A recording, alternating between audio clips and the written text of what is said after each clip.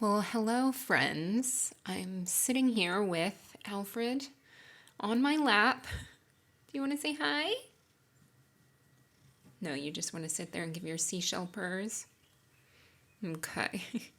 Well, this is another coloring in conversation. I've been sitting on this one for a while because, in all honesty, I wasn't too sure what to talk about. On one hand, I can pretty much talk about anything. I talk to myself often. I talk to myself when I'm driving. Does anybody else do that? I I didn't often. I feel like lately, especially, or I don't know, maybe by lately, I mean for the past couple of years, for the most part, I I don't even turn on the radio. I just like to drive with the windows down and just either think to myself or talk to myself or just hear the wind outside and all these things. And I might talk to myself in the shower. I might talk to myself. I talk to myself often. If you do that too, let me know. And what's interesting is I want to say, have I mentioned this before in one of these? But I want to say there was, I feel like it was maybe a trending article or something like that came out, I don't know, a year ago or so. And it was talking about how some people have an inner monologue and some people don't. So some people can hear, speak to themselves or hear their own voice in their heads, and some people can't. And I learned through that the norm is to be able to speak to yourself in your head and hear your voice in your head, and the the special people, the not normal, the more kind of rare, was to not have an inner monologue, inner dialogue. I forget what it was. Yeah, I'm the latter. I don't have, I can't hear my own voice in my head. And what's interesting is I notice that because I do talk to myself when I'm out.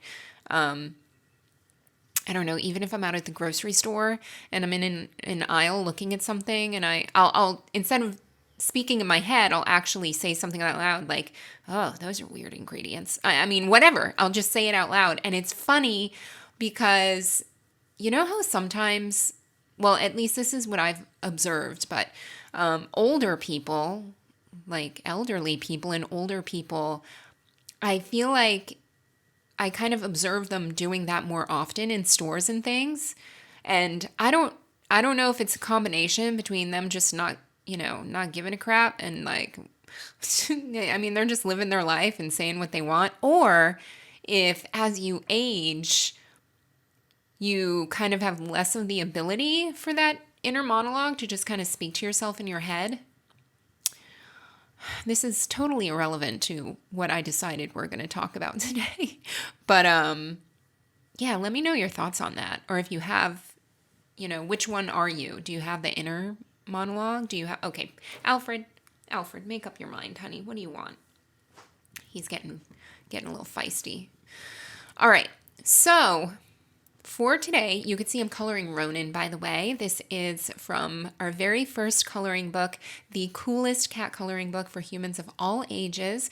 There are 50 completely original pages, and they feature the kitty crew here: Alfred, Puppy, Betty, Ronin, Pickle, and Blue, because this book was created and kind of inspired by when Betty brought me all of her kittens when they were still kittens, which they are not. They are very active and intelligent and rambunctious teenagers now. If you haven't been keeping up with the little video updates I share. But anyway, you can get this book on Amazon. I'm so proud of it. So proud of it. It's so fun to color, and it is for all ages. So I hadn't colored in a hot minute. I do paint and artwork and creative arts and different, mixed media things and clothing, whatever. But I hadn't actually colored in a coloring book in years until I created this one. And I totally forgot how therapeutic it is, how soothing it is. It's just kind of like an active meditation. And it's a good time for self-reflection. It's something fun that you can do with a friend, with a loved one, with a family member, with another adult, with a child. It's just, I don't know, there's just something so peaceful and satisfying about it.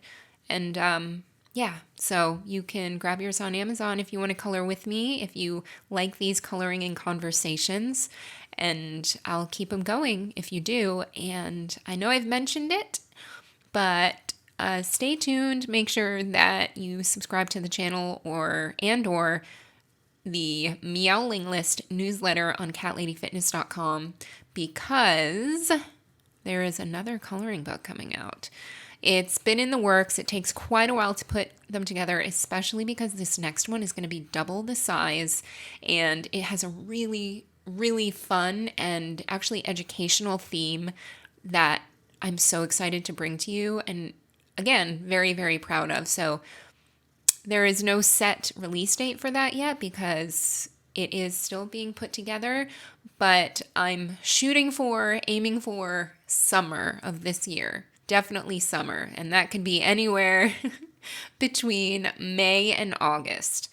So if you want to be in the know, and if you want to know first when that comes out, then please do subscribe. And I also have a Facebook page where you can see photos of the kitties every single day. I post adorable photos of these babies. So if you want to see those, you can just like our page, find it, Cat Lady Fitness on Facebook. But back to what I decided for this coloring in conversation. So I was going through old files that I had, and I do a lot of writing, besides my books, and when I used to be more frequent with writing blogs on my website for humans, truehealthtrifecta.com, I would submit and be a freelance writer or submit content for other websites like Mind Body Green, and there was one called, I think, Eat, Live, Love, just a number of websites. I've written articles for local publications, like the local newspapers, or weekly things for health and fitness and wellness and nutrition, things like that. And I found this article that was published on a website. It's now, I believe, it's no longer running, but it was a website by a wonderful woman whose name I cannot remember, but the website was lovefairy.com, I believe. And I submitted a couple articles to this website. I'm going to read one of them to you today, and here's the thing. I haven't read it in years. This was actually something that I wrote and submitted back in 2013. So it's 9 years old. It's almost 10 years old. And it's something that I wrote and submitted. And I was curious to read it live here without pre-reading it, because I kind of remember what it was about. It's basically exactly what the title is. And the title is Love and Open Reflection. I can remember not really what motivated or inspired me to write it, but I can kind of remember where I was in life when I wrote this, vaguely. Not specifically, but I thought it would be fun to read here and kind of see if you guys can relate to it, what your feelings are, how you reflect on this subject of love, if you think that if this resonates with you or whatever it may be. Because in all honesty, I don't even know. Again, since I have not read it, I'm gonna read it here for the first time in 10 years. We're gonna see if it still resonates with me, and if anything's changed in the past 10 years regarding this open reflection of love that I decided to write and share with this website. It was very relevant, obviously, because the website was about relationships, love, sex, all kinds of things. So without any further ado, let's just get into it. Let's read this together. And it's not very long, but let's read this together and then gather our thoughts at the end of it. And I look forward to hearing what you guys think. All right. Love and open reflection. Love. It is amazing, mysterious, beautiful, painful, agonizing, fruitful, worth living for, worth dying for, and can be defined by any other emotion or reason in between. It can make your heart feel like it is dropped to your stomach, lift your spirits higher than you've ever imagined, and push you farther than any coach or motivational fire. It can also make you feel completely helpless, leave you immobile and crying on the bathroom floor, or bring an incomparable comfort during times of such distress. Love is so relative, so powerful, and so empowering that it can actually cause emotional reactions on complete opposite sides of the spectrum. In the words of a common comparison, love is a roller coaster. The question is, what kind of roller coaster do you prefer? Do you prefer the dinky wooden rides a la Thunder Mountain at Disney World, which simply go up and down at a decent speed, just fast enough to get the wind upon your face, but not so fast to induce a fear of falling out or even nauseously losing your pre-ride chocolate-covered Mickey Mouse ice cream? Or do you prefer being strapped in for dear life, going 50 miles per hour and looping upside down through hoops, your face stretching back, scared for your life while your heart races and the adrenaline pumps through your veins? I'll be honest, I prefer more the former. Something fun, something lively, but not something leaving me unsure if I will get out alive. Many I know, on the other hand, tend to prefer the latter. There's a need for suspense, for unsureness and drama, for mega highs and super lows. The dynamic needs to include trials, tribulations, and arguments that somehow ignite a fire that coincides with passion. Passion, in these cases, cannot go hand in hand with comfort and security. Then we bring in the case of holding on or letting go. Which defines the action that true love would take? Does true love mean we must grab on so tightly, assure so strongly, and repeatedly affirm the strength of such feelings to another person? Or does love mean to simply let go and have faith that if it is real, true love, it will return in the course of due time? That is the amazing thing about love. It is so relative. It's relative to each of our experiences, childhoods, beliefs, past relationships, envisioned future relationships, culture, and even genetics. The best and worst thing about it is that there is no real best or worst thing. There's no true right or wrong. Love really is in the heart, eye, and soul of the beholder. Love is so individual, so unique, and so mystifying that it is no wonder millions of songs, stories, movies, and entire life's missions are based on the subject itself.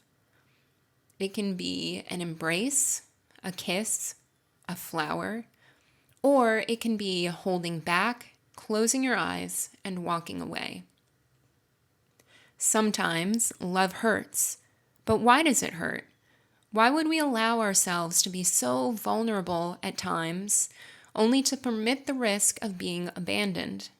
Some say that without vulnerability, you risk the chance of ever truly opening yourself up to true love.